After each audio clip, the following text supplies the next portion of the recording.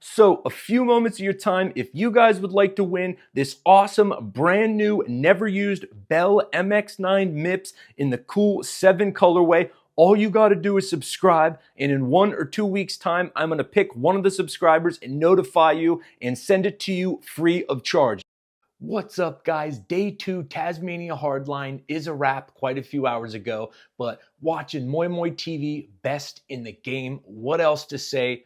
The energy, the excitement, the insight, the angles, just he is as good as it gets. He's just so much fun. I could not be a bigger fan of Jack Moore, and I love when he is down there capturing it himself because, man, what else could you want? He is a top-tier racer, and he's just a all-around lovable, goofy dude. So as always, shout out to Moi Moi. But man, if I was left with one takeaway on day 2, it is this. Jackson, the Jackrabbit Canadian Goldstone, the 5'7", 135-pound mountain bike prodigy, is the most talented downhill mountain bike athlete to ever do it. Everybody is well aware that this kid is a freak of nature, but I believe today at Hardline in Tasmania just further reiterated why whatever level every other athlete and downhill racer is on, he is on one level above them. And it's just funny because when you get to see a prodigy talent, a person that showcases when they ride a just almost unbelievable level of understanding on the bike, skill, sort of awareness of how to get a downhill bike down the mountain as fast and as stylish as any human being is capable of. It is just a cool experience. And it's funny because it's humbling, it's energizing, it's inspiring. I mean, I consider myself a pretty decent rider. I race downhill. I've raced in the Cat 1 category. For those of you that know what it is, I intend to race in the Pro category. No, not World Cup Pro. For those of you that are not aware, most of you probably are, most people that race in the Pro category don't make any money and are far from World Cup fast. They just do it for the fun of it.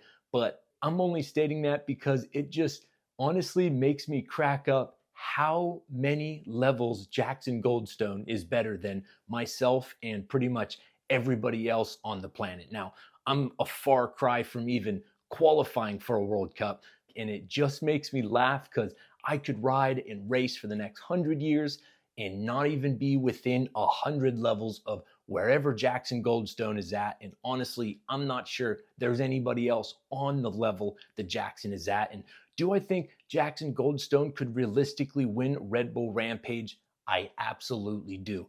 Do I think had he gone a different sort of direction, he could be a X Games level BMX rider? Yes, I do. And that's not to disrespect the free riders or Rampage or BMX. I love both of those sports. Kevin Peraza is one of my favorite athletes ever. The dude is a freak of nature. And I would not say this about any other downhill racer, past or present.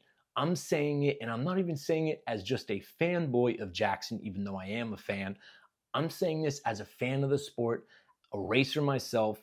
I've probably watched more raw footage than most people have. I'm like kind of a raw footage junkie, big race fan, all the World Cups, et cetera, et cetera. And there is just something different about Jackson Goldstone. And today at Tasmania, I'm going to showcase a great example of what it is that I'm talking about. So yesterday, they spent most of the day getting the upper portion of the track figured out and dialed. And shout out to the organizers, or I don't know if it's the organizers, but the racers at Hardline do a really good job of systematically going through and getting each hard section ticked off, having sort of the most confident riders go down, guinea pig it, and then slowly allow each other rider to get familiar, maybe get towed in, whatever needs to happen. And it's this really cool sort of bonding experience of just allowing other riders that are kind of sketched out. And when I say other riders, I don't mean amateurs. I'm talking about Troy frickin' Brosnan, Sam Hill. When Josh Bryceland uses the word quote or the phrase, I'm shaking like a leaf in the wind due to the intensity and nerves, you're talking about some heavy duty stuff. Josh Bryceland, you know, he just so happened to win a World Cup overall title, beating the likes of Aaron Gwin. And this was primo Gwin. So Josh Bryceland is one of the very best to ever do it. And when he is nervous about hitting stuff, you know you're operating on a totally different level of gnar. And so it's just cool to see how they do it. Again, shout out to the girls. These girls are stud badasses, put to shame 99.99% of all mountain bikers, no matter who you are. And wow, badasses. This needs to get more recognition. That was kind of me getting sidetracked. What I was trying to focus on before I got sidetracked is yesterday they spent the majority of the day getting the top portion of the track figured out. Today was the sort of bottom, biggest, most intimidating features and jumps. And it was a sort of slow one by one, tick this jump off, then the next. There's a big, gnarly, probably 90 plus foot double that the riders were slowly getting accustomed to. I forget who guinea pigged it, but shout out to them. Talk about a gnarly sort of job to take underhand. But so first rider hit it, then a couple riders came down. Jackson Goldstone comes down and throws a just beautiful whip, nails the backside. And this is just a further sort of example of where Jackson is his level of intuition on the bike. Many of the other riders, we're talking world-class riders, okay, not amateurs, overshooting a little bit, undershooting, took a couple runs, as you would understand if you're a normal person, to get the feel of it. No, there's no getting the feel for it for Jackson Goldstone. The dude is a half-bike human hybrid. Beautiful backside first time, and I'm just laughing watching this, just going, this dude is so many levels better than myself, than most of you watching, than pretty much everybody, even including World Cup winners. Like, am I aboard the Jackson Goldstone hype train? You bet I am. And I'm aboard it because I see something really special. Do I think Jackson Goldstone could possibly have an undefeated season? Yeah.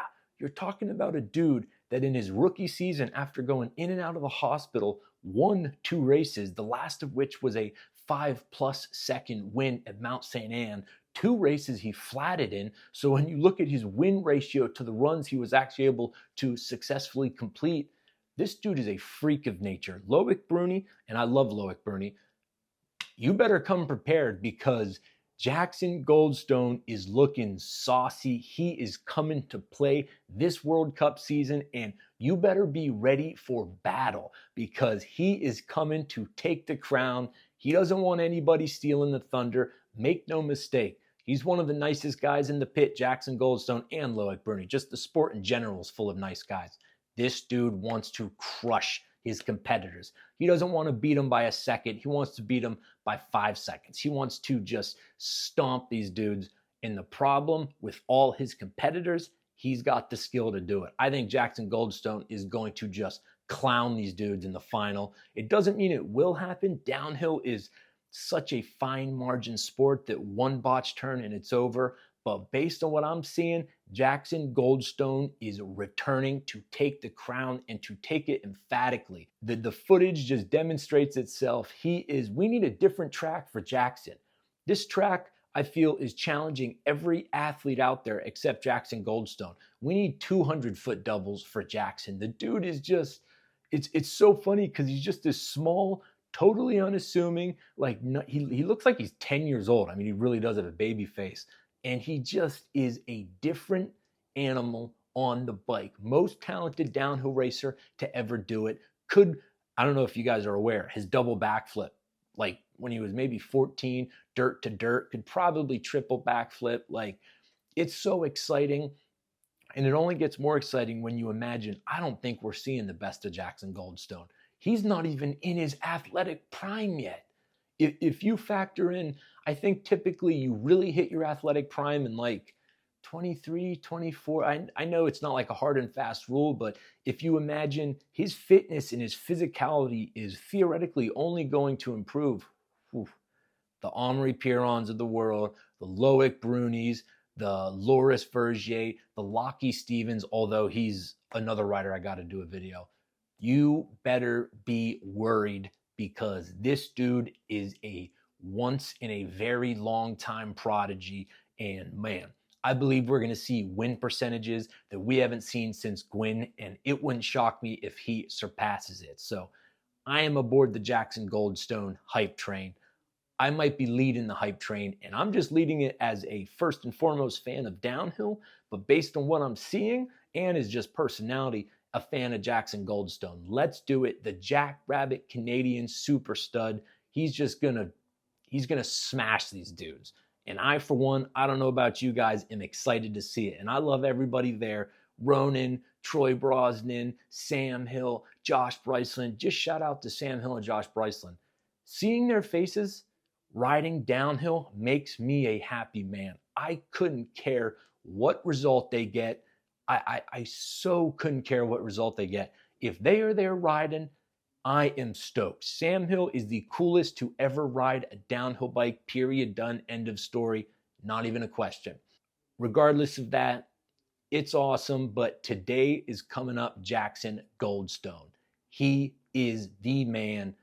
They're going to have to beat him to win this, and I'm ready for it. Hardline Tasmania, it's awesome. I'm stoked. Let's do it. And day 3 tomorrow, we'll probably see top to bottom runs. They were probably doing it today. I just didn't see it on the footage. I'm sure they were, but Moi Moi TV, best in the business. And tell me what you think. Awesome. Love it. And let's do it, man. Leave a comment. Hope you enjoy the video.